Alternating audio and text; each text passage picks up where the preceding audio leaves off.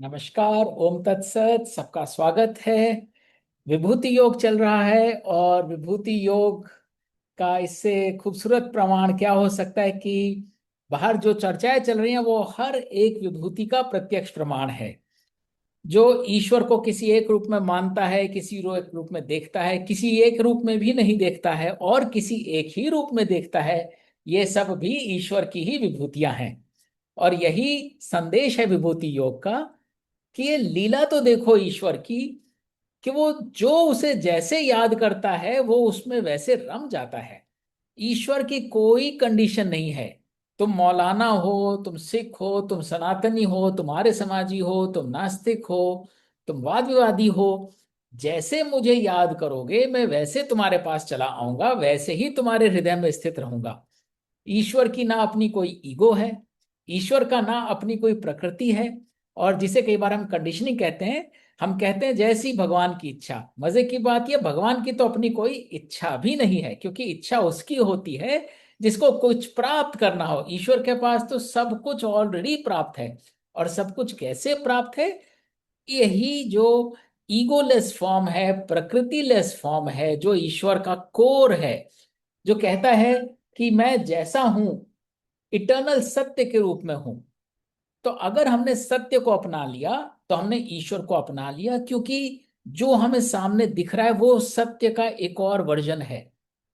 हमको उस तक पहुंचने में टाइम लग सकता है, उसको हम तक पहुंचने में टाइम लग सकता है, लेकिन जो सत्यता है, जो इटर्नल सत्य है, जिसको हम सनातन कहते हैं, उसे कोई समय नहीं लगता। वो फिजिक्स की डिस्टेंस और टाइम की बाउंड्रीज के भी परे है।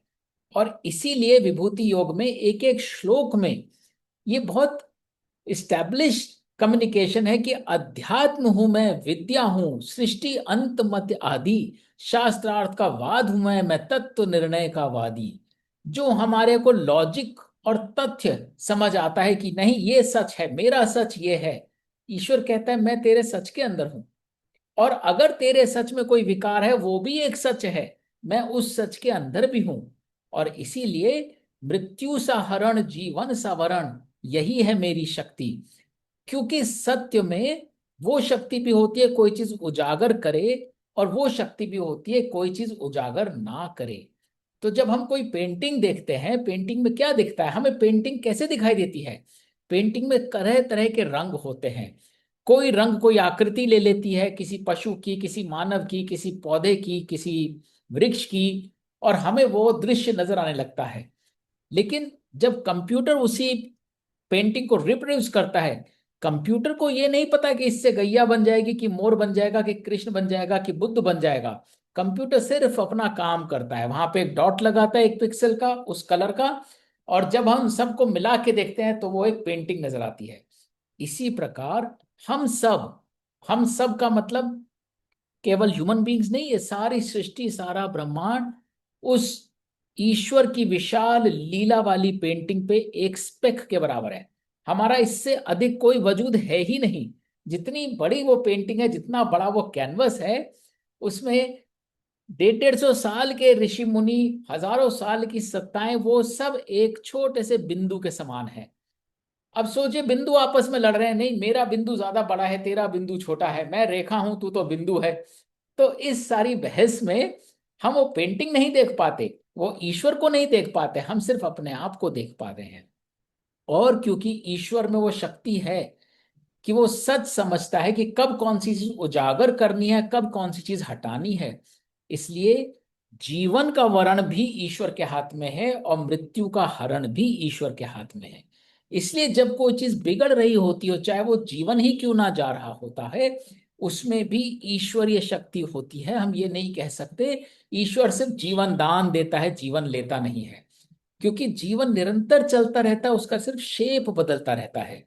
और इन प्रकृतियों में कभी कीर्ति, श्री, वाक, स्मृति, मेधा, क्षमा, धृति, ये जितने गुण हैं, कुछ भी थॉट को प्रकट करने के, ये सब स्त्री शक्ति का प्रमाण है। और स्त्री शक्ति का प्रमाण इसलिए क्योंकि स्त्री जननी है, वो कोई ना कोई चीज जन्म देती है। तो जैसा हमारा थॉट होगा कीर्ति, श्री, वाक, स्मृति, मेधा, क्षमा, धृति, वैसे ही हमारा कर्म पैदा होगा। और इसीलिए अपने थॉट को काबू में रखना और प्योर रखना बहुत आवश्यक है। यदि थॉट में जरा सा भी करप्शन हुआ तो ईश्वर तो वह पावर है जो जुए का छल कपट भी धारण कर लेता है। ईश्वर को किसी से परहेज नहीं है। जो हम कई बार बोल रहे थे कि क्रिमिनल के अंदर हम कैसे देख सकते हैं ईश्वर को, हम क्रिमिनल पे अटके हैं। ईश्वर क्रिमिनल नहीं है। ईश्वर वो शक्ति है कि जब हम चुनाव गलत करते हैं तो हमें क्रिमिनल की स्थिति तक पहुंच जाते हैं, और फिर हमको विधि के विधान और जगत के विधान सबको फेस करना पड़ता है। और इसलिए कृष्ण कह रहे हैं, कृष्ण हूं मैं, अर्जुन भी मैं ही मुनिवर व्यास हूं, कवि राज में कवियों का शुक्राचार्य आभास हूं। तो कृष्ण ये नहीं कह रहे कि मैं ईश्वर हूं और तुम अर्जुन हो। कृष्ण कह रहे हैं मैं भी कृष्ण हूं और मैं ही अर्जुन हूं। तो अर्जुन से लेके कृष्ण तक की यात्रा में कोई भेदभाव नहीं है। अर्जुन उसी ईश्वर का एक रूप है, कृष्ण उसी ईश्वर का एक और रूप है। और इसीलिए दमनकर्ता का दंड भी मैं, विजयेच्छा की नीति हूं, गोपनीय का मौन हूं मैं, ज्ञानी की विभूति हूं। जो आदमी दमन करता है, जिसने अपनी इच्छाओं को विजित नहीं किया है, वो कैसी एनर्जी अट्रैक्ट कर रहा है? वो ऐसी एनर्जी अट्रैक्ट कर रहा है ये कहीं ना कहीं उसे बददुआएं मिलेंगी, लोगों का आशीर्वाद नहीं मिलेगा, विधि विधान पकड़ लेगा तो दंड भी मिलेगा। तो वो जो शक्ति है जो एक दमनकर्ता को दंड तक लेकर आती है, या जो एक शुभ कार्य कर रहा है उसको विजय तक लेकर आती है, यही वह शक्ति है। क्योंकि शक्ति में इटर्नल प्रारब्ध और सत्य छुपा हुआ है। और गोपनीय का मौन, ये बहुत इंटरेस्टिंग प्रश्न पूछा था रश्मि जी ने। गोपनीय का मौन हूं मैं। हमको तो बिल्कुल भी आगे का नहीं दिखाई देता है, हम त्रिकालदर्शी नहीं हैं। लेकिन जिसने अपनी चेतना को उजागर कर लिया है वो पिछला भी देख सकता है, अगला भी देख सकता है। देख सकता है, इन्फ्लुएंस नहीं कर सकता। गांधारी ने महाभारत युद्ध में कृष्ण से अंत में दुखी होकर पूछा, हे केशव, तुम तो युद्ध रुकवा सकते थे, तुमने ये युद्ध क्यों नहीं रुकवाया? तुम्हें तो पता था इसमें कितना नरसंहार होने वाला है, तुमने ये कैसे होने दिया? और कृष्ण ने यही बोला कि मैं देख सकता था पर मैं कुछ कर नहीं सकता था, क्योंकि करने की शक्ति मेरे पास नहीं है। करने की शक्ति उसके पास है जो चुनाव करता है, जो यह चुनाव करता है कि मैं सुई भर नोक के बराबर भी जमीन नहीं दूंगा, जो यह चुनाव करता है कि किसकी मैं मान अपमान करूंगा, जो ये चुनाव करता है कि मैंने प्रतिज्ञा कर ली मैं ऐसा ही करूंगा, वो उसका परिणाम उस विभूति को ही भुगतना पड़ता है। मैं उसकी किस्मत नहीं बदल सकता। और इसलिए गोपनीय का मौन बहुत ही प्रोफाउंड विजडम है कि इस शक्ति को पता है। हमको नहीं पता, शायद साइंटिस्ट थोड़ा बहुत वेदर प्रिडिक्ट कर लेते हैं, एक रॉकेट की ट्रेजेक्टरी प्रिडिक्ट कर लेते हैं, थोड़ी बहुत बीमारियां प्रिडिक्ट कर लेते हैं, तो बहुत अपने आप को बड़ा समझते कि हमने इतना प्रिडिक्ट कर लिया, हम वहां तक देख सकते हैं। पर साइंस और टेक्नोलॉजी अभी शायद कुछ एक 100 साल आगे तक ही देख सकता है। लेकिन ये जो शक्ति है जिसने सब एब्जॉर्ब कर रखा है, ये आगे का सब देख सकती है। इसे पता है कब कितना ब्रह्मांड में किसका अस्तित्व रहेगा। इसके बावजूद वह मौन रहकर साक्षी भाव से वो सब होता देखती है और उसका अनुभव करती है। तो यही उस शक्ति का धैर्य है। अब हमें अगर पता चल जाए कल हमें ये बीमारी होने वाली है, हम आज सारे के सारे अस्पतालों के आगे जाके खड़े हो जाएंगे। जैसे ही पता चला कोविड होने वाला है, सब के सब दुकानों के आगे भाग गए, सब अपना राशन खरीदने लगे, टॉयलेट पेपर खरीदने लगे, ग्रोसरीज खरीदने लगे कि कल तो ऐसा कुछ होने वाला है। लेकिन ये शक्ति जो है ये विचलित नहीं होती। यह जानकर कि कल क्या होने वाला है उसको धारण करती है, उसको होने देती है। और ये धैर्य ही उसकी शक्ति है, क्योंकि उसे पता है कि वो भी स्थायी नहीं है, जो होने वाला है वो भी ट्रांजिएंट है। तो मेरे को सिर्फ उसे एब्जॉर्ब करना है। और यही विभूति योग का मैसेज है कि जैसी भी परिस्थिति हो उसमें विचलित ना हो। उसको हम ये नहीं कहते कि आप चुप बैठे रहें, अपना कर्म ना करें। सिचुएशन आती ही इसलिए कि हमें उसमें कुछ ना कुछ कर्म करना है, रादर हमें अपना अकर्म करना है। अकर्म हम तभी कर पाएंगे जब विचलित नहीं होंगे। विचलित हो जाएंगे, लाभ हानि देखेंगे, प्रशंसा यश मान अपमान देखेंगे, तो हम उसको अपना अकर्म नहीं अर्पित कर पाएंगे। और यही ज्ञानी की विभूति है। सबसे बड़ी विभूति है ज्ञानी की, जिसने ये ज्ञान प्राप्त कर लिया, अपनी चेतना को हाइटन कर लिया, उसने वो सब धारण कर लिया जो प्रारब्ध ने उसके ऊपर निछावर किया है। चर अचर का बीज हूं मैं, इस जग का कारण मूल, जग में ना कोई प्राणी है कोई सके जो मुझको भूल। और इसीलिए वो शक्ति जो है हर चीज में समाहित है। इस जग में आगे जो भी होने वाला है उसका मूल आज है। तो इसलिए कोई ऐसी सृष्टि का कंपोनेंट नहीं है जो शक्ति के बिना हो। दिव्य मेरी विभूति परंतप, ना अंत ना आकार, यह तो वर्णन मात्र सरल मेरी लीला अपरंपार। और इसलिए मेरी विभूतियां तो अनंत हैं। जिस तरह मन के भाव अनंत है, हमारा मन एक जगह टिकता ही नहीं है, कितनी बातें सोचता है। हर एक भाव जो है एक विभूति को जन्म देता है, क्योंकि उस भाव से एक कर्म पैदा होता है, कोई इच्छा पैदा होती है या त्याग पैदा होता है। जैसे वो भाव है वैसी वह आकृति ले लेता है। जग में जो भी सुंदर देखो, बल युक्त या शोभावान, उस सबको मेरी छवि ही समझो मैं सर्व विराजमान। मेरी पूरी ख्याति जानो ऐसा क्या है कारण, जब मेरे एक अंश मात्र में सर्व ब्रह्म का वर्णन। तो विभूति योग के अंत में कृष्ण अर्जुन को कहते हैं, मैंने तुम्हें विस्तार से सब बता दिया। संसार में जो जो देख रहे हो उस सब में मैं व्याप्त हूं। तो यहां एक मैसेज ये भी आता है, ईश्वर को हमें कभी अपने से अलग नहीं समझना चाहिए। हमें यह नहीं समझना चाहिए हम ह्यूमन हैं और वो ईश्वर है, अलग है, इसलिए हम कुछ करते चले जाएंगे और ईश्वर हमें माफ करेगा। अगर किसी को माफ करना है तो हमें ही स्वयं को शुद्ध करना है, स्वयं को माफ करना है, स्वयं को और बेटर बनाना है। और यदि हमें किसी के समीप जाना है तो अपने आत्म और अपने पुरुष के ही समीप जानना है। ईश्वर हमारे ही अंदर है। कबीर का बहुत खूबसूरत दोहा है एक, जो तिल माही तेल है जो चकमक में आग, तेरा साई तुझ में है जाग सके तो जाग। तो तिल में जो तैलीयता है वो उसके अंदर से है, चकमक में जो आग है पत्थर दिखता है बट उसके अंदर है। तो हमारा जो साईं है हमारे अंदर ही है, उसे हमें अंदर ही ढूंढना होगा। तो ये जो इसके स्मरणीय श्लोक हैं, यच्चापि सर्वभूतानां बीजम तदहम अर्जुन, ना तदस्ति बिना यतस्य नाम्या भूतम चराचरम। ऐसा कोई चर अचर प्राणी नहीं है सृष्टि में जिसके अंदर मैं नहीं हूं। और मैं सब भूतों का, सब विभूतियों का बीज हूं, क्योंकि मैं सबको अनुभव कर रहा हूं। मैं सबका एक साथ में समाहित हूं। तो मेरे को कोई बाउंड्री नहीं है कि मैं आज इसके अंदर हूं कल उसके अंदर हूं। एक साथ मेरी कॉन्शियसनेस सबके साथ जुड़ी हुई है, इसलिए हम सब एक दूसरे से कनेक्टेड हैं। यद्य विभूति मतत्सतम श्री मधुरजूत में वाह, तत्त देवावगच्छ त्वम मम तेजोशस संभवम। कि जग में तुम जो भी तेजस्वी देखते हो, बलयुक्त देखते हो, श्री युक्त देखते हो, उस सबको मेरी ही छवि समझो। उस सब में मेरा ही दैवीय रूप है। तो एक बहुत ही इंटरेस्टिंग पर्सपेक्टिव है ये ईश्वर की इस छवि के ऊपर।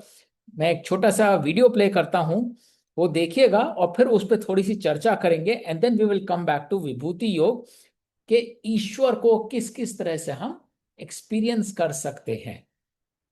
तो ये थोड़ा फिलोसॉफिकल व्यू पॉइंट है एक वीडियो का, देखिएगा। एक फिलोसोफर हुए हैं लुडविग विटगेंस्टीन।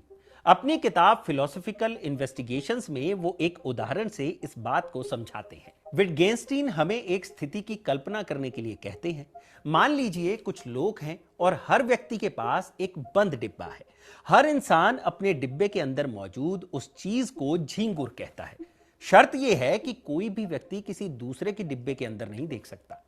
हर कोई सिर्फ अपने डिब्बे को देखकर ही जानता है कि झींगुर का मतलब आखिर क्या है।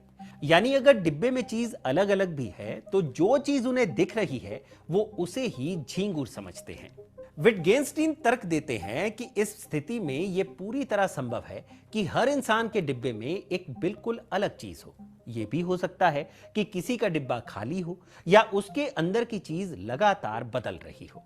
इन सब के बावजूद जब वो लोग आपस में बात करते हैं तो झींगुर शब्द का इस्तेमाल आसानी से कर लेते हैं। उनके बीच बातचीत में कोई रुकावट नहीं आती, क्योंकि उनके लिए झींगुर का मतलब सिर्फ वो चीज है जो डिब्बे के अंदर है।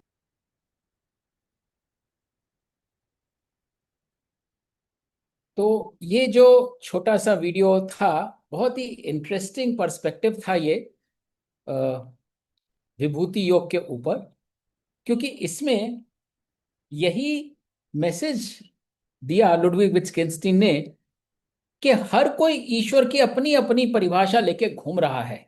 जैसे उसने बोला कि किसी के डब्बे में जो कुछ भी है वो उसको झिंगुर समझता है। तो किसी के डब्बे में जीसस है, किसी के में नानक है, किसी के में विष्णु है, किसी के में कृष्ण है। और कुछ के अंदर तो वो चीज बदल भी रही है। कभी नानक था तो बदल के जीसस हो गया, कभी जीसस तो बदल के मोहम्मद हो गया, मोहम्मद से बदल के राम हो गया। लेकिन फिर भी वो एक कॉमन टर्म यूज करते हैं उसको डिनोट करने के लिए, जिसे हम ईश्वर कहते हैं।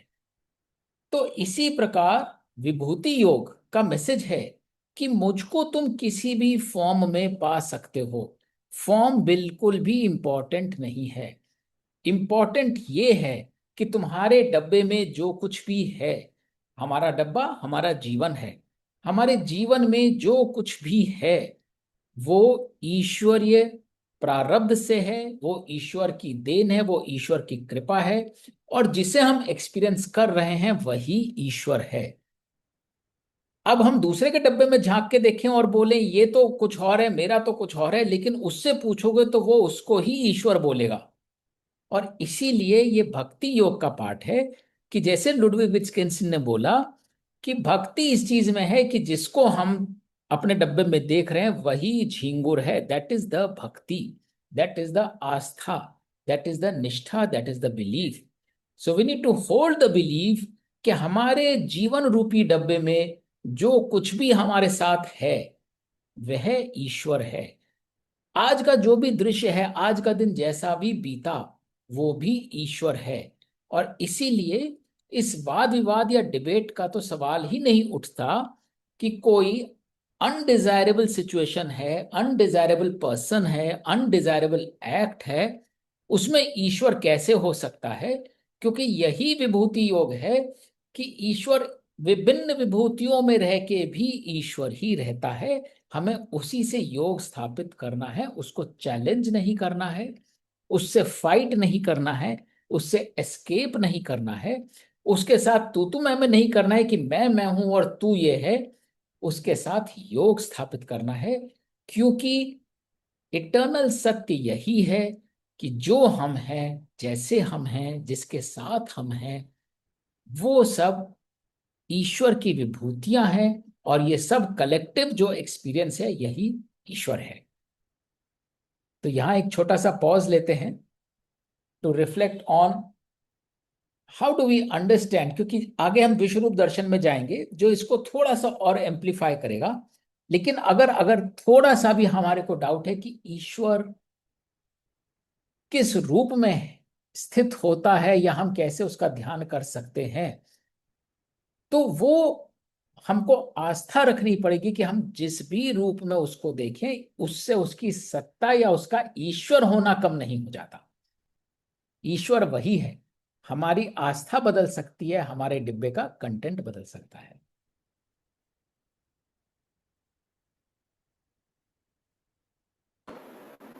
जागी रही भावना जैसी, जागी रही भावना जैसी, प्रभु मुदित तिन देखी तैसी।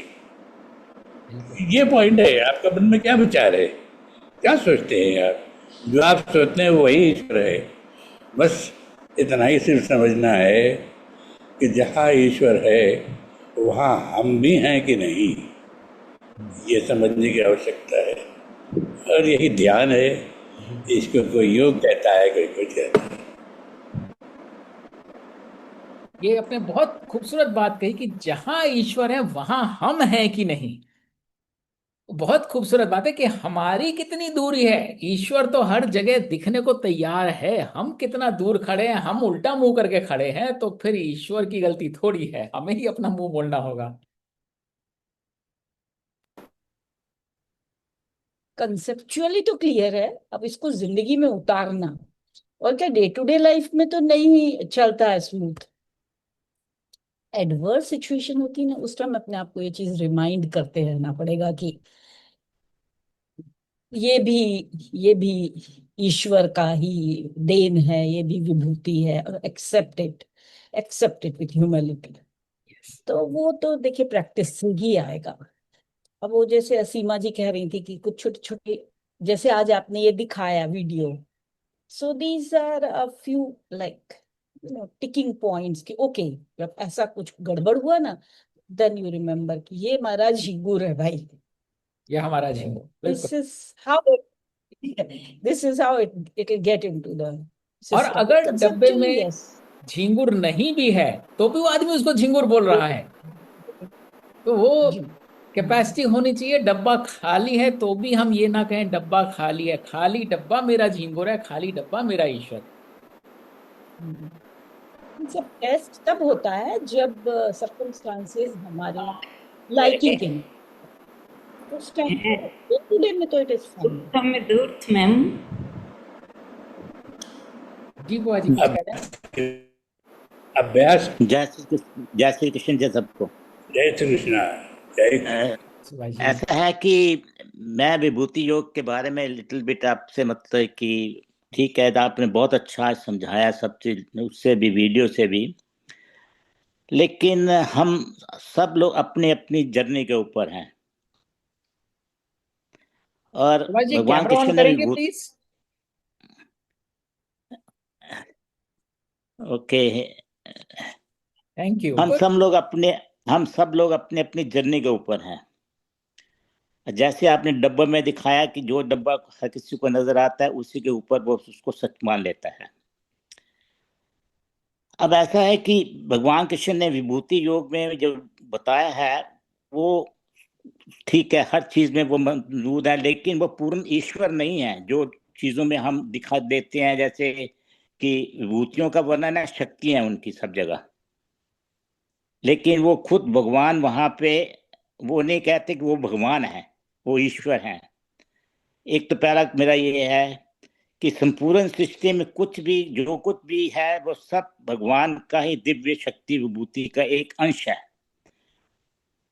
और ये भी, और आपने जो लास्ट पेज में लिखा है, ये सब हम ईश्वर के अंश हैं।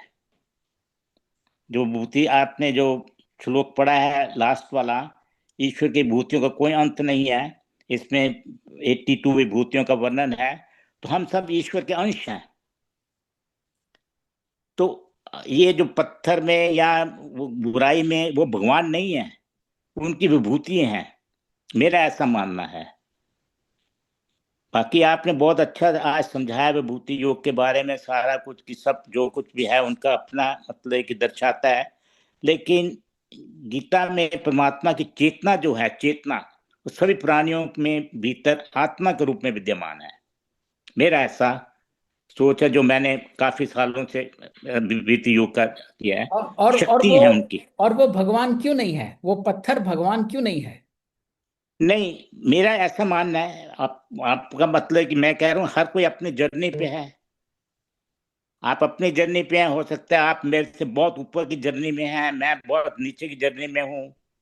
नहीं, हम सिर्फ ज्ञान की तो अगर बात करें, तो जो विभूति योग में कृष्ण ये नहीं कह रहे कि अर्जुन तू मेरा अंश है, कह रहे मैं अर्जुन हूं। तो जब लेकिन कृष्ण खुद कह रहे हैं मैं अर्जुन हूं, मैं व्यास भी हूं, मैं राम भी हूं, मैं गंगा भी हूं, मैं मगर भी हूं, तो ये नहीं कह रहे मगर में भी मेरा अंश है, गंगा में मेरा अंश है। कह रहे मैं ही गंगा हूं, मैं ही मगर बन के घूमता हूं, मैं ही। नहीं, वही है ना, मैं वही कह रहा हूँ कि विभूति योग में आगे 15वें अध्याय में भी यही आएगा आपके कि सब मेरे अंश हैं। अंश लेकिन का मतलब ये नहीं है कि हम भगवान हो गए। बिल्कुल हो गए अब मैं क्योंकि मेरा ऐसा मानना है, हाँ, बट मैं ये कहते नहीं, हैं क्योंकि आप अपनी जर्नी पे हैं, मैं अपनी जर्नी पे हूँ। वो, देखिए वो जर्नी भी तो ईश्वर ही है। ईश्वर हाँ हमारे से ईश्वर की अलग है, नहीं है, ईश्वर हमसे अलग लेकिन नहीं है। लेकिन मेरा अपना ऐसा मानना है कि वो ईश्वर अब नहीं है। कभी तो ज्ञान के द्वारा पत्थर मानना ईश्वर, भी पत्थर ऐसा ना सुभाष पत्थर जी। में ईश्वर की शक्ति है, पत्थर में ईश्वर की शक्ति है, लेकिन वो अगर आप ये उनको कहें कि वो भगवान हो गए, तो मैं नहीं ऐसा मानता। तो कभी मेरा तो अपना है। ज्ञान, ऐसा है ना, मानना भी तो ज्ञान से चेंज होता है, हम एक ही चीज थोड़ी मानने रह नहीं सकते हैं। पहले तो आप उसको जानो, जानना पड़ना जरूरी है कि जानना करेक्ट, क्या है, जानना है ज्ञान। करेक्ट। और तो वही ज्ञान आएगा तभी आप मान सकते हो, उसके तभी बिना तो कह रहा मान हूं, नहीं सकते। तो वही ज्ञान ही तो हो हाँ रहा है ये, और इस ज्ञान में हाँ, वो बहुत, ठीक है, मेरा मैंने अपना बताया कि पत्थर जो है, मतलब कि पत्थर में ईश्वर की शक्ति है, मैं देखिए, मानता हूँ। लेकिन ये शक्ति, सब चीजों से परे है भगवान। नहीं नहीं, परे हो ही ईश्वर नहीं इस सकता। सबसे परे है। ईश्वर तो अभी पुरुषोत्तम योग भी है, सब में बोलते हैं मैं सब प्राणियों में स्थित हूं, तो परे तो हो ही नहीं सकता, परे नहीं नहीं, हो सकता। अंश है वो भगवान। अभी आपने खुद यहाँ पर सब ईश्वर का अंश है, आपने खुद आपके गीता के लास्ट पेज में लिखा है सब ईश्वर के अंश हैं। हाँ, तो अगर फिगरेटिवली लेंगे ना तो उसका कंटेक्स्ट समझेंगे, लिटरली लेंगे तो हर श्लोक का चलिए, इंटरप्रिटेशन अपने अपने हिसाब से सब कर सकते हैं। लेकिन चलो ठीक है। जो जो गीता का ज्ञान है वो सिर्फ ये कहता है कि ये चेतना, अल्टीमेट चेतना जिसमें मैं कनेक्ट कर सकता हूं, तो अभी हम कनेक्ट नहीं कर हाँ, पाते। चेतना, चेतना हमारे अंदर जितनी भी चेतना आत्मा जो है, वो सब प्राणियों में वो कृष्ण भगवान की चेतना है, परमात्मा की ही चेतना है। आत्मा जो है, आत्मा क्या है, आत्मा चेतना ही है भगवान की। इतना ही है ना, कुछ उजागर है, कुछ सुप्त है, कोई सत्व है, कोई रजस है, कुछ एग्जैक्टली तमस है कोई साइलेंट है, राजस तामस, वो तो आगे चलता रहेगा। है ना। लेकिन मेरा ऐसा मतलब की है, तो जो जो मैंने मतलब अंदर की। जो अंदर जो चेतना है वो किसी की कम नहीं है, लेकिन उसके ऊपर बहुत सारे आवरण हैं, जिसके कारण वो उस परमात्मा को देख ही नहीं पाता, महसूस ही नहीं कर पाता, और उसे बार बार ढूंढता है। वही तो गीता, कबीर का दोहा है कि भाई तेरा साईं तुझ में है, जाग सके तो जाग। पर सारी दुनिया बाहर ढूंढ रही है उस साईं को, और कह रही है साईं उधर बैठा है, मैं साईं के पास जा रहा हूं। तो ये नहीं, चेतना अपने भी, भीतर देखना चाहिए, अपने भीतर हाँ, देखो, सत्य के ऊपर चलो, सत्य के ऊपर चलोगे तो ये सबसे बड़ा है। बिल्कुल मैं तो बिल्कुल। कह रहा हूँ कि ये देखिए, आपके, मैं जो कहता हूँ अपना, जो मेरा है अपना, जो मैं 8 9 10 12 चीजें रोज 3 4 दफा बोलता हूँ जब भी प्रेयर करता हूँ। No negativity, no fear, no anger, no hated, no jealousy, no criticism, no stress, no worry. मेरा शरीर हमेशा स्वस्थ है। इंद्रियों को कंट्रोल शुरू किया मैंने, इंद्रिय कंट्रोल नहीं, इंद्रियों कंट्रोल शुरू किया मैंने। अब मोह माया से दूर रखना। बस यही तो योग है, इसी योग की यात्रा पर सब है। यही योग मैं रोज करता हूँ और इसी के ऊपर चलता हूँ। बाकी हर किसी का अपना अपनी जर्नी पे है। मैं अपना अपना जो कह रहा हूँ, बिल्कुल सही है। गलत हूँ ठीक हूँ, मैं भगवान के ऊपर, मैं जो कर्म करता हूँ, जो कुछ पानी भी पीता हूँ, वो भी कुछ अर्पण करके ही पीता हूँ। सब तेरे अर्पण है। बिल्कुल बस मैं चलते रहिए, पहुंच ही जाएंगे आप।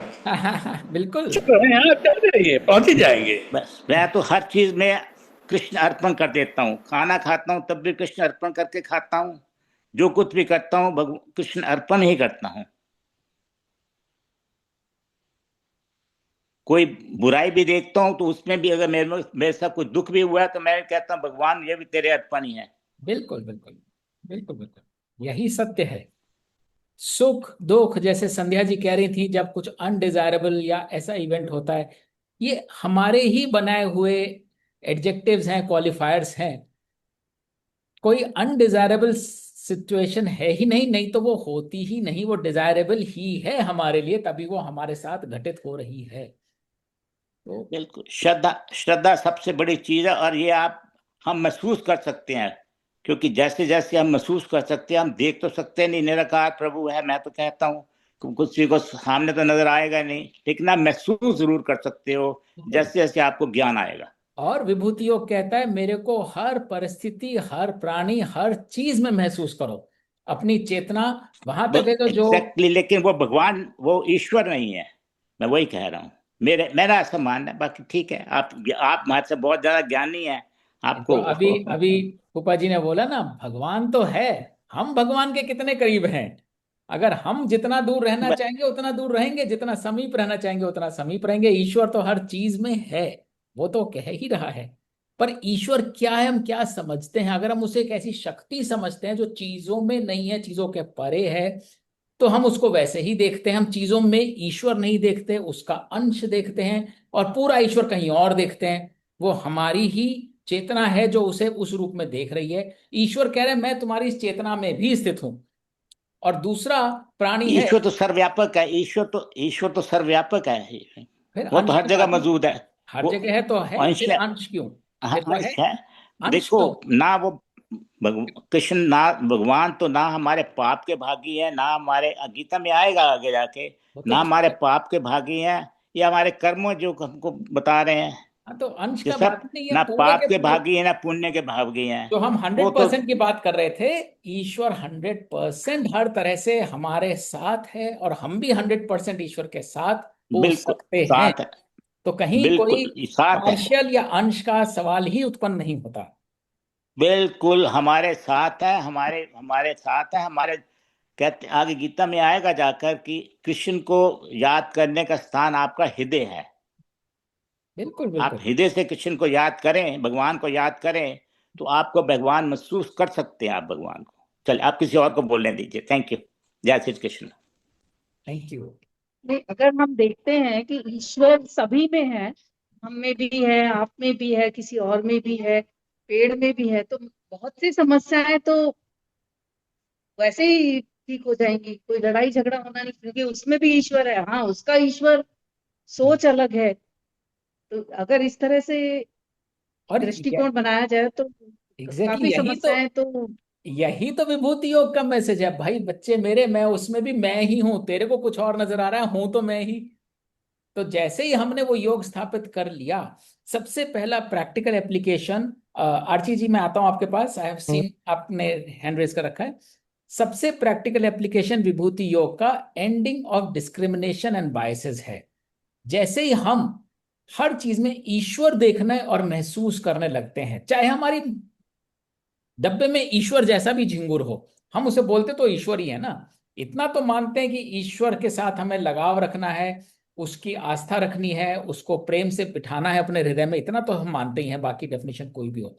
तो जैसे ही हम हर एक में ईश्वर देखने लगते हैं, चाहे वो ट्रम्प हो, चाहे वो झगड़ालू नेबर हो, चाहे वो सांप हो, चाहे वो बिच्छू हो, जैसे ही हम ये देखते हैं, ये बिच्छू इसलिए है क्योंकि इसके ऐसे गुण थे, इसलिए जाकर ये बिच्छू बना। तो हम उस शक्ति को देखने लगते हैं जो बिच्छू को बिच्छू बनाती है, जो एक गैया को गैया बनाती है, जो एक काले बंदे को काला बनाती है, मोटे को मोटा बनाती है। जब हम वो देखने लगते हैं तो हम साकार में जजमेंट भूल जाते हैं। फिर हम उस साकार के पीछे का निराकार से अटैच हो जाते हैं। हाँ आरती जी बोलिए, क्या कहना चाह रहे थे?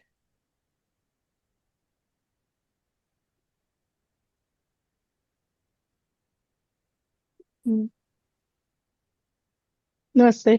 नमस्कार। नमस्ते। मेरे को ये मतलब मैं थोड़ा सा जो मैं समझी हूँ, मैं ये समझी हूँ कि जो हम लोग ने 15th चैप्टर में भी हमारे एक श्लोक है ना, मैं वांशो जीव लोके जीव भूत सनातना, तो हम लोग भगवान के अंश हैं। तो भगवान के अंश भी दो है ना, एक तो अंश में मतलब एक स्वांश है और एक विभिन्न अंश है। तो हम भगवान के विभिन्न अंश हैं। हमारे अंदर भगवान की कुछ क्वालिटीज है, लेकिन भगवान के अंदर वो क्वालिटीज पूर्ण रूप में है, हमारे में वो थोड़ी थोड़ी है। तो हमारे और एक भागवतम का जो श्लोक है, तो मतलब हमारे अंदर सबके अंदर अंश में अंश रूप में भगवान है। विभिन्न हम विभिन्न अंश, और हमारे अंदर अंश रूप में भगवान है परमात्मा के रूप में। एक भागवतम का श्लोक है कुछ ऐसा करके, मेरे को याद नहीं आ रहा, वदंती तत्त विदम इदम। तो मतलब इसमें यह है कि हम जो विद्वान लोग होते हैं, वो भगवान की प्रीति को प्रतीति उनको तीन तरह से होती है। एक ब्रह्म के रूप में, एक परमात्मा के रूप में, और एक ईश्वर के रूप में। तो जो हमारे हर एक जीव के अंदर भगवान एक परमात्मा के रूप में है, और वैसे वो ईश्वर ही है, लेकिन वो हमारे सबके हृदय में परमात्मा के रूप में है। तो आप असल में यही हमें समझा रहे हैं कि हमें सबके अंदर भगवान देखना है जो परमात्मा है, मतलब बॉडी को नहीं देखना, उसकी उसके अंदर भगवान है।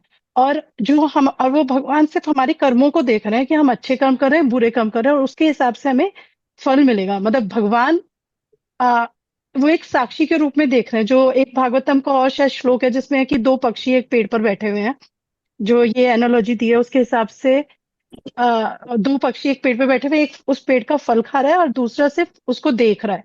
तो अब वो जो फल हम खा रहे हैं वो हमारा वो ये हमारे हमने अच्छा काम किया है या बुरा काम किया, उसका जो फल है वो कड़वा होगा कि मीठा होगा वो हम खा रहे हैं। अब भगवान हमें दे रहे हैं, भगवान ने हमें एक स्वतंत्रता दी हुई है, थोड़ी सी स्वतंत्रता दी है कि वो हम चॉइस करें कि हमें क्या क्या डिसीजन लेना है, क्या करना है। तो अगर हम अच्छा करेंगे तो उसका हमें अच्छा फल मिलेगा इस जन्म में या आने वाले जन्मों में, या फिर आ, मतलब वही प्रारब्ध होके हमारा आएगा अगले जन्म में। मैं ये समझी हूँ। बिल्कुल ब्यूटीफुली एक्सप्लेन्ड। बिल्कुल सही कह रहे हैं।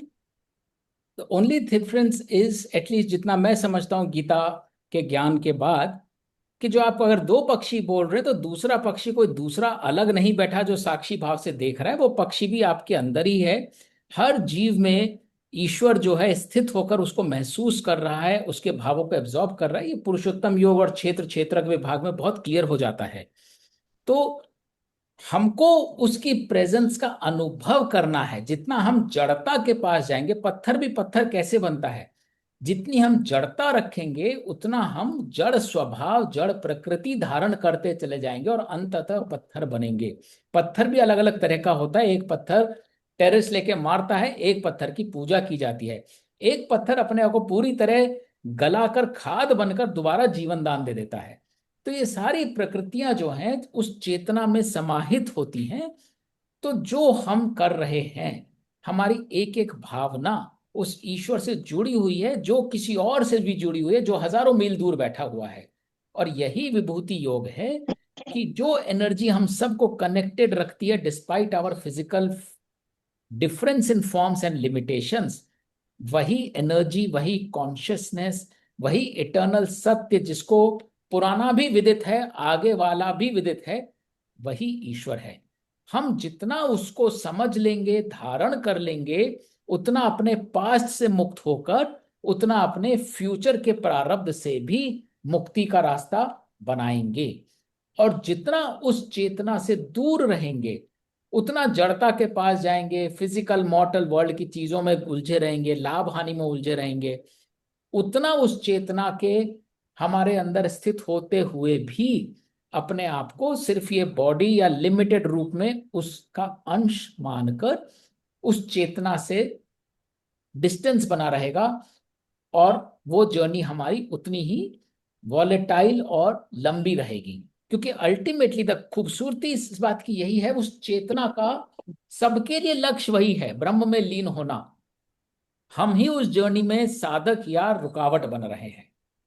जितना हम उस जर्नी को इनेबल करेंगे, उस ब्रह्म में हम स्वयं लीन हो जाएंगे। फिर हमारा कोई और रूप रहेगा ही नहीं। ब्रह्म में लीन का अर्थ ही है कि हम भी योग स्थापित कर पाएंगे किसी भी स्टेट, किसी भी फॉर्म, किसी भी टाइम, किसी भी ज्योग्राफी से, जो कि ईश्वर कर सकता है, क्योंकि ईश्वर निराकार है, निरअहंकार है और निर्गुणी है।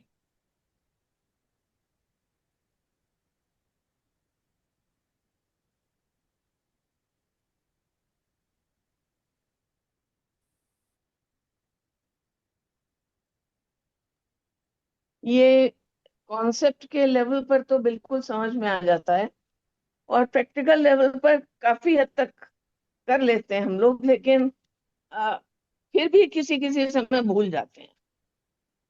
यस। और जब भूल जाते हैं तो उसी में कभी अहंकार, कभी दुख, कभी ये उत्पन्न होता है, वो उसके विकार उत्पन्न होते हैं। लेकिन ईश्वर कहते हैं कि वो भी ईश्वर में है। तो पर इस रूप में ईश्वर को हम नहीं पाना चाहते। हम चाहते हैं कि अ, उस परम ब्रह्म में लीन होने की अवस्था तक चलें। यही तो माया है, यही तो माया है। कि भगवान की माया है। यही माया है। यही माया है। हाँ, बिल्कुल उसी में तो फंसाए होते रहते। जितना निकल जाए हम लोग आसान है, और निकलने का जी। रास्ता हमारा होना चाहिए, बस इतना है। ईश्वर माया माया को पार कर ले तो इंसान भगवान के साथ मिल गया। बिल्कुल वही है, वही तो, उसको पार करनी तो प्रॉब्लम है। तमाशा जी। देखते हैं, पहले माया में फंसा दिया, अब कह रहे हैं निकलो। और ये कौन काफी सारी माया माया हमारी, कौन सी हमने बनाई थी? उन्होंने माया में फंसाया है, हाँ वो बट भी उन्हीं की ने। कितनी तरह की माया तो हम खुद भी प्रकट कर लेते हैं अपने लिए, और फिर खुश रहते हैं, उसमें खेलते रहते हैं, घर घर खेलते रहते हैं, आभूषण आभूषण खेलते रहते हैं, मान सम्मान खेलते रहते हैं, और जब ज्ञान आता है तब जाके निकलते हैं वहां से। या फिर जब कोई बहुत कठिनाई आती है तभी निकलते हैं उसमें से। हाँ उस देखिए, समय ईश्वर की याद आती है, उसी अनिल जी अपना की कैमरा ऑन करेंगे उसमें प्लीज? कर विलीन सकते हैं होने के तो? लिए।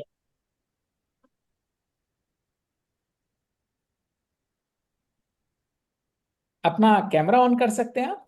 थोड़ा इजी हो जाता है डिस्कशन करने के लिए। जी।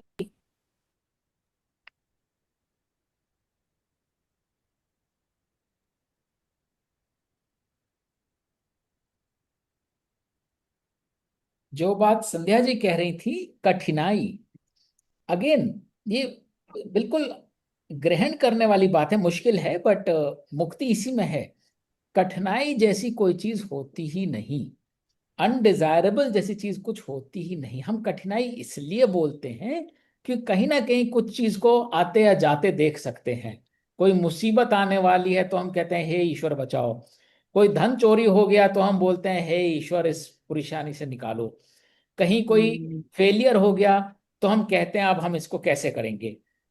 तो हर चीज में कहीं ना कहीं कोई लाभ हानि का जब समीकरण होता है, इक्वेशन होती है, तो हम उसे बोलते हैं ये अच्छा इंसिडेंट है, ये बुरा इंसिडेंट है। अगर कोई बुरा इंसिडेंट होता, जैसे लोगों ने बोला पहले कि बुराई में ईश्वर कैसे हो सकता है, बिल्कुल सही बोला, बुराई में ईश्वर नहीं हो सकता, लेकिन ईश्वर तो हर स्थिति में है। तो इस मैथमेटिकल इक्वेशन का एक ही आंसर है कि फिर ईश्वर हर जगह है तो बुराई कहीं नहीं हो सकती, क्योंकि ईश्वर तो नहीं जा सकता बुराई में से भी, ईश्वर तो है ही है, तो सिर्फ बुराई जा सकती है। तो हमारे को अंततः यही धारण करना है कि बुराई जैसी कोई चीज नहीं होती, फेलियर जैसी कोई चीज नहीं होती, कठिनाई जैसी कोई चीज नहीं होती। ये सब हमारे कर्मों का लेखा जोखा है, उसका प्रारब्ध है, उससे हमें निकलना ही है। अगर हर संगत में, हर सिचुएशन में ईश्वर है, तो जो सिचुएशन है वो ईश्वर का प्रसाद है, वो ईश्वर की ही देन है, और इसीलिए वो कठिनाई नहीं है। और इसीलिए बहुत सारे लोग आपको कठिनाई में भी मुस्कुराते हुए मिलेंगे। बीमारी होगी और बोलेंगे नहीं नहीं ठीक है, थोड़ा सा दर्द है बट ठीक है। दूसरा आदमी उस थोड़े से दर्द को ही सबको व्हाट्सएप पे बता देगा, आज मेरी सर्जरी हुई है, अब मेरे इतना दिन का बेड रेस्ट है, ये दवाइयां खानी है, सबसे सिंपैथी लेता रहेगा और सबको चिंतित भी करता रहेगा। और दूसरा व्यक्ति वही कहता नहीं सब ठीक है, सब माया है, सब पार हो जाएगा, ये है तो वो है।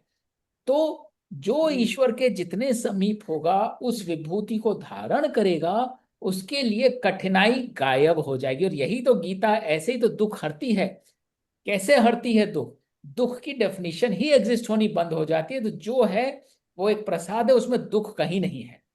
उस कैनवस में दुख है ही नहीं, जो काला रंग है वो भी दुख नहीं है। और इस कारण कठिनाई, शुभ तो अशुभ, आदमी इन कहता सब है चीजों से हमें ऊपर उठने में मदद देती है। मैं किस रेफरेंस टू कंटेक्स्ट कह रही थी, बड़ा रीसेंट है, लास्ट संडे भी फील कर रहे थे कि हमारे नेबर है, उनके रिलेशन में 30 साल का लड़का, he went for track and they were not letting him go. Leh Ladakh गया and he passed away. I mean, अब उस सिचुएशन में it is the boy's mother is still not able to come to the terms, and तो ऐसी situation में which is not a desirable, वो विभूति और वो सब, फिर अब यही है कि ऐसी जो एक्सट्रीम वाली सिचुएशन होती है उसमें अपने को दे देखिए ये these are not desirable, इसमें बाहर आने के लिए अपने को पहले से तैयार होना पड़ेगा। जी जी हाँ, ये उस समय जी का कॉन्वर्सेशन उस नहीं हो सकता। क्यों? और उस समय का भी कुछ के लिए हो सकता है यदि वो तैयार है तो। लेकिन क्योंकि अगर हम मृत्यु को भी एक अनडिजायरेबल इवेंट माने, तो इसका मतलब हम यह चाहते हैं कि कभी मृत्यु कहीं नहीं हो, क्योंकि हम सेलेक्टिव तो हो नहीं सकते। मेरे घर नहीं हो बस तेरे घर हो, या तो है या नहीं है। नहीं है तो सारा बैलेंस कहाँ जाएगा सृष्टि का। और हम ये भी नहीं चाह सकते कि मृत्यु तो एक पर्टिकुलर तरह से ही हो, उसमें भी बहुत इम्बैलेंस हो जाएगा। यदि हर एक को पता चल जाए कि असामयिक मृत्यु कभी हो ही नहीं सकती, आप पूरा जीवन जी के ही जाएंगे, उसके अपने कितने सारे अनडिजायरेबल इफेक्ट्स होंगे।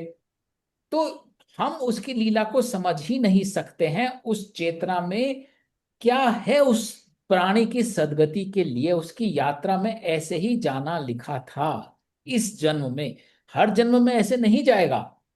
किस जन्म में कैसे जाएगा, किस जन्म में कैसे जाएगा, लेकिन ये ज्ञान का अवसर इसलिए नहीं होता क्योंकि गीता में ही लिखा है, देह अभिमानी को बहुत शोक का सामना करना पड़ता है। यदि हम उस जीव को सिर्फ उसकी देह से पहचानते हैं तो उसमें दुख ही दुख है, क्योंकि अब वो देह नहीं है हमारे सामने। लेकिन जब हम उसे जीवात्मा के रूप में एक्सेप्ट करते हैं, तो वो जीवात्मा तो अनंत है, अमर है, अपनी यात्रा पे आगे कि हमारे साथ इतना ही था। हम उस साथ के बिछोड़ का दुख मना सकते हैं, पर वो दुख हमें आगे प्रारब्ध में दुख ही देकर जाएगा। तो ये तैयारी, जब हम ओलंपिक में जाते हैं एकदम से रेसलर बन के नहीं उठा सकते, वो कितनी ट्रेनिंग जाती है उसको उठाने के लिए, रेसलिंग के लिए या उसमें जंप मारने के लिए।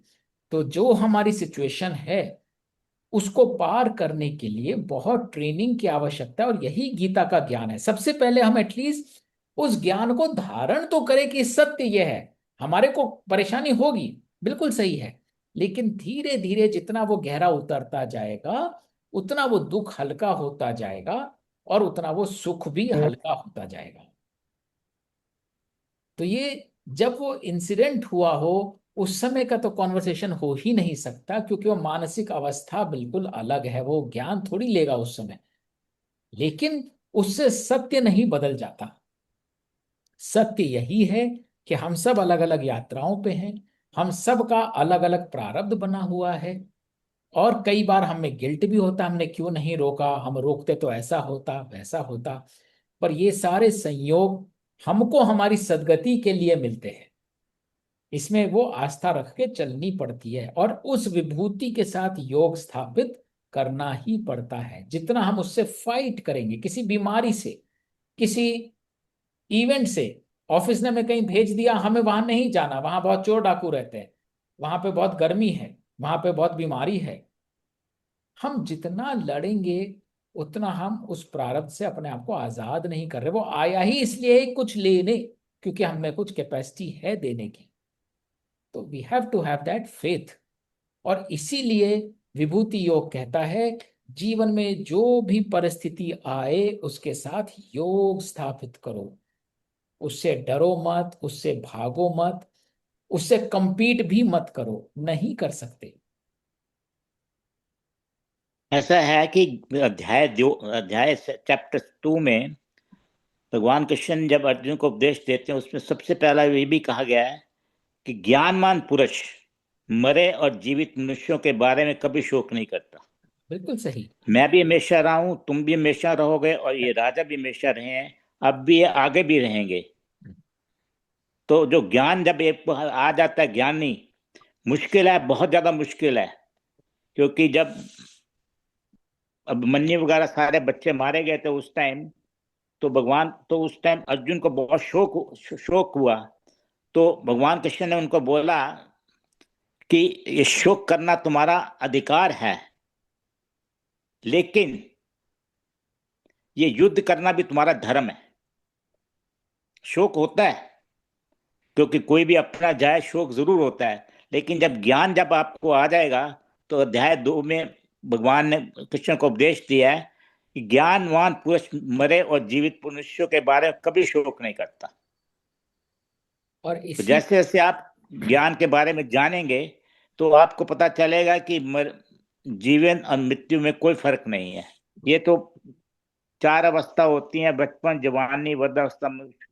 ये शरीर के 4 निश्चित अवस्था हैं, बचपन, जवानी, वृद्धावस्था और मृत्यु। इन चारों को जानकर कभी शोक नहीं कोई कुछ करना चाहिए, ये ऐसा मेरा मानना है। अध्याय 2 में बड़ा क्लियर लिखा हुआ है।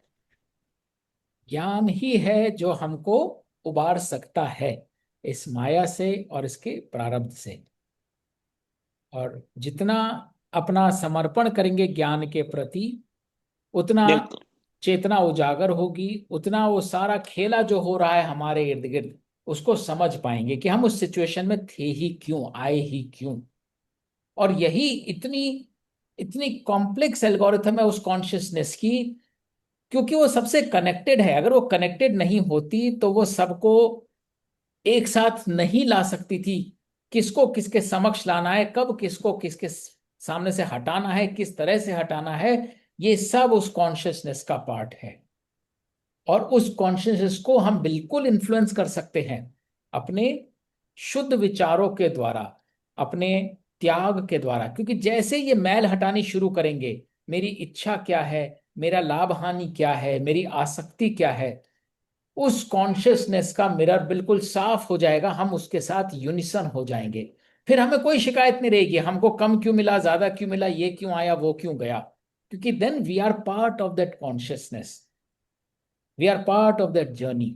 जितनी धूल पड़ी रहेगी उतनी उस कॉन्शियसनेस के अंदर जो नॉलेज है वो हम नहीं देख पाएंगे, और या तो सर पटकते रहेंगे या अहंकार करते रहेंगे, क्योंकि हमको दिख नहीं रहा है कि क्या आने वाला है। तो यही सार है। जब हम यहां से अब विश्व रूप दर्शन में जाएंगे, वो एक लेवल और हमको ले जाता है बियॉन्ड टाइम एंड स्पेस। अभी विभूति योग में तो सिर्फ ये बताया कि अक्रॉस फॉर्म्स ईश्वर को एक्सपीरियंस करो। विश्व रूप दर्शन बोलेगा not just across forms, across time and space. जो पहले घटित हो चुका, जो आगे घटित होने वाला है, वो भी हमारे ही मन की कल्पना है। There is nothing called before, nothing called after. जिनको तुम आज सोच रहे हो कि तुम मारोगे और मार के अपना पाप चला रहे हो, उन्हें तुम्हें पहले ही मार चुका हूं, और एक नहीं दर्जनों बार मार चुका हूं। और ये तो दोबारा जीवित होंगे और दोबारा मरेंगे। तुम तो सिर्फ आज की घड़ी में एक निमित्त बन के आए हो, क्योंकि तुम्हारा प्रारब्ध था। तुम ऐसे खड़े हो, तुम्हारे सामने वो खड़े हो, तुम्हारी सदगति इसमें थी, तुम इस एक्सपीरियंस को लो और इस घड़ी को क्रॉस करो। ये हम विश्व रूप दर्शन में जानेंगे। और विश्व रूप दर्शन कोई मैजिकल दर्शन नहीं है, प्योरली फिलोसॉफिकल है, बहुत प्रोफाउंड है। उस भाव से हम देखने लगेंगे तो हम एक एक चीज बिल्कुल वैसी देख पाएंगे जैसा विश्व रूप दर्शन में कृष्ण दिखाना चाह रहे थे अर्जुन को, अक्रॉस टाइम एंड स्पेस।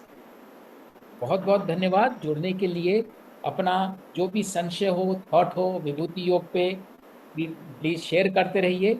और आगे विश्व रूप दर्शन करते हैं, और विश्व रूप दर्शन के बाद भक्ति योग होगा, और ये भक्ति योग की समाप्ति होगी। And then we will enter the most beautiful part of Gita, which is gyan yoga, which is basically, अगर हम बोले, कर्म योग था डू एज डायरेक्टेड, भक्ति योग था have faith and do compliance, and ज्ञान योग में वो सेल्फ सर्विस टूल हमको मिल जाएगा। अब तुम्हें ईश्वर की भी आवश्यकता नहीं है, तुम्हारे अंदर ही सारी की सारी नॉलेज और लाइफ स्किल्स हैं इस यात्रा में आगे चलने के लिए। इससे बड़ा वरदान कोई हो ही नहीं सकता। तो ये हम धीरे धीरे डिसाइफर करेंगे ज्ञान योग जाके। सबका थैंक यू जी। बहुत बहुत गॉड धन्यवाद। गॉड ब्लेस नमस्कार। गॉड ब्लेस बहुत एवरीबॉडी। बहुत धन्यवाद। Thank you. God bless. नमस्कार। नमस्कार।